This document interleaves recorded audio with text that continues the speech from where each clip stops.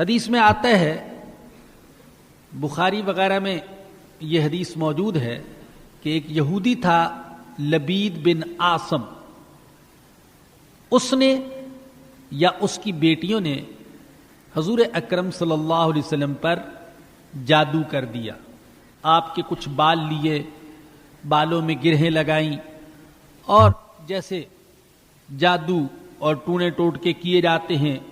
ایسے اس نے کیا. آپ صلی اللہ علیہ وسلم اس سے کچھ متاثر ہوئے، لیکن یہ تاثر نبوت کی ذمہ داریوں کے حوالے سے نہ تھا، بلکہ اپنی انسانی اور بشری اور طبعی ضروریات کے حوالے سے آپ اس سے کچھ متاثر ہوئے. مثلا کھانا کھایا ہے یا نہیں کھایا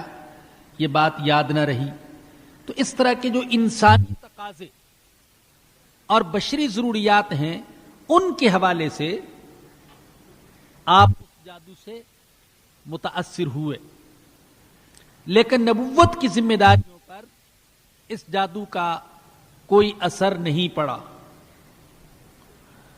یہ وضاحت اس لیے کر رہا ہوں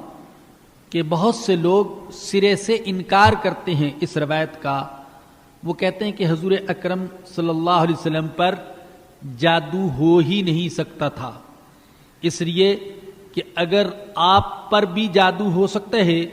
تو پھر تو آپ کی نبوت سے اور نبوت کے کام سے اور نبوت کے پیغام سے اور وحی سے معاذ اللہ اعتماد اٹھ جائے گا. لیکن میں نے عرض کیا کہ اس جادو کا اثر صرف بشری تقاضوں اور طبعی ضروریات تک محدود تھا. نبوت کی ذمہ داریاں اس سے متاثر نہیں ہوئی. اور جیسے اللہ کے نبی کو سر درد ہو سکتا تھا، اللہ کے نبی کو بخار ہو سکتا تھا، اللہ کے نبی کو بھوک لگتی تھی، اللہ کے نبی کو پیاس لگتی تھی،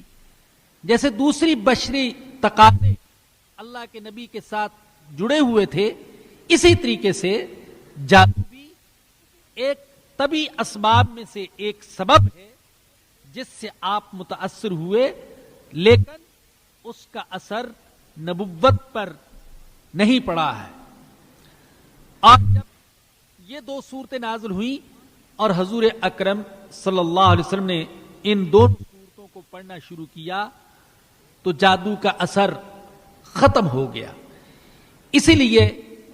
ان دونوں صورتوں کو جادو کے توڑ اور اللہ سے پناہ مانگنے کے سلسلے میں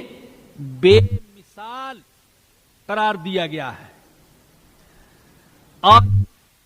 اللہ کی ذات سے امید یہ ہے کہ اگر کوئی شخص پورے یقین کے ساتھ ان دونوں صورتوں کو ہر نماز کے بعد پڑھ لیا کرے اور سونے سے پہلے پڑھ کر اپنے ہاتھوں پر دم کر کے پورے جسم پر پھیر لیا کرے تو اللہ پاک جادو اور ٹونے ٹوٹکے سے اس کی حفاظت فرمائے گا. اور ان دونوں صورتوں میں اس بات کی تعلیم دی گئی کہ پناہ مانگی جائے تو صرف اللہ سے مانگی جائے،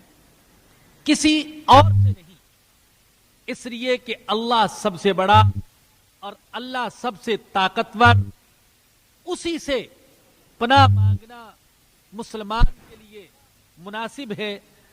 نہ کسی انسان سے، نہ کسی جن سے، نہ کسی فرشتے سے، نہ کسی ولی سے،